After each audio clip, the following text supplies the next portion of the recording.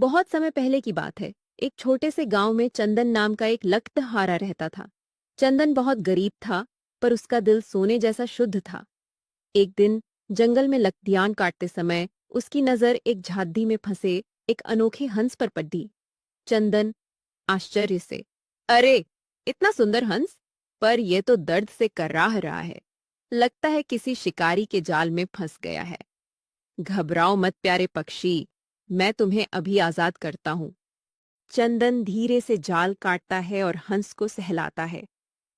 हंस मधुर आवाज में बोला, धन्यवाद दयालु मानव, तुमने आज मेरी जान बचाई है। मैं कोई साधारण हंस नहीं, बल्कि एक जादुई हंस हूं। तुम्हारी निस्वार्थ सेवा से मैं बहुत प्रसन्न हूं। चंदन अपनी आंखों पर विश्वास नहीं कर पा रहा था। तभी हंस ने अपने पंख पर ढफदाए और एक चमत्कार हुआ। जादुई हंस बोला, चंदन, तुम्हारी गरीबी का अंत अब निकट है। मैं तुम्हें एक ऐसा वरदान देता हूं जो तुम्हारी जिंदगी बदल देगा। मैं हर पूर्णिमा की रात में तुम्हारे आंगन में आऊंगा और तुम्हें अपना एक सुनहरा पंख दूंगा। उसे बेचकर तुम अपनी जरूरतों को पूरा कर लेना। चंदन बोला, मैं आपका आभारी हूं, हे दिव्य पक्षी, पर मुझे उतना ही चाहिए जिससे मेरा और मेरी बूढ़ी माँ का पेट भर सके। समय बीतता गया।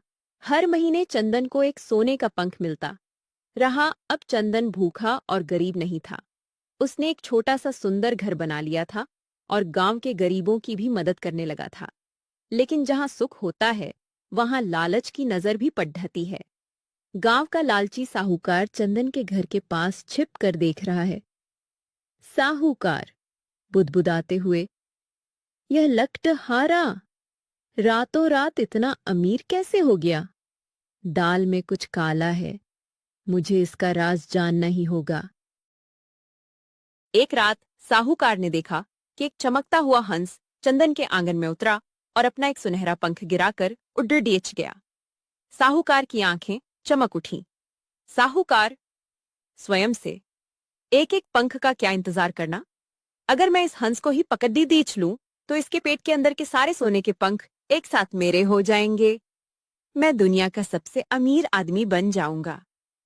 अगली पूर्णिमा को जैसे ही हंस नीचे उतरा, साहूकार कूदा और हंस को पकड़ने की कोशिश की। चंदन ने शोर सुना और बाहर भागकर आया। चंदन, रुकिए साहूकार जी, इसे चोट मत पहुंचाइए। साहूकार, हट जा रास्ते से। चंदन, ये हंस सोने की खान है, इसे मैं लेकर जाऊंगा।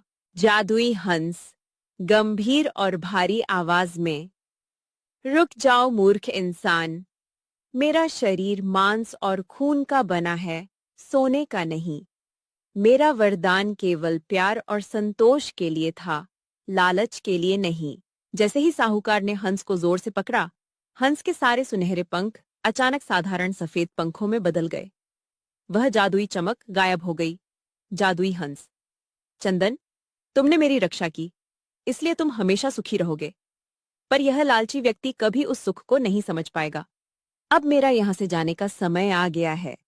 याद रखना, लालच का फल हमेशा कड़वा होता है। हंस तेज रोशनी के साथ आकाश में ओझल हो जाता है। साहूकार रोते हुए, नहीं, मेरा सोना सब मिट्टी हो गया। काश मैंने लालच न किया होता। साहूकार को अपनी गलती का एहसास हुआ, लेकिन अब बहुत देर हो चुकी थी।